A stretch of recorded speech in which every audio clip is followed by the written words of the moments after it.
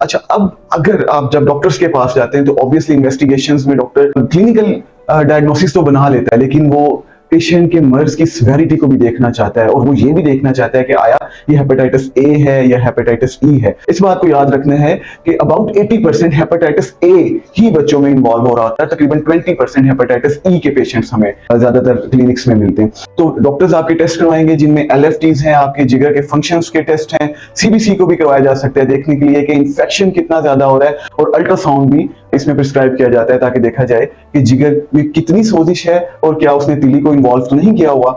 एक और चीज बहुत जरूरी है, वो है आगे मैनेजमेंट।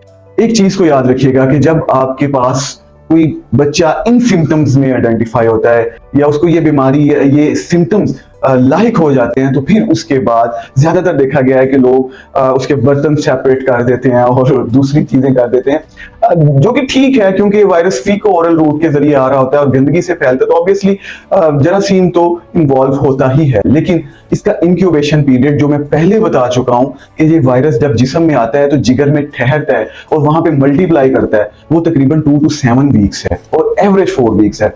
यानी कि जब सिम्टम्स आते हैं उससे 4 हफ्ते पहले ही ये वायरस आपके जिस्म में आ चुका होता है और वहां पे मल्टीप्लाई कर रहा होता है। तो इन सारी चीजों को करने का उस टाइम शायद बहुत ही कम फायदा होता है क्योंकि पहले से ही वायरस जिस्म में आ चुका होता है और वो पेशेंट जो है वो दूसरे लोगों को वायरस दे सकता है या दे रहा होता है।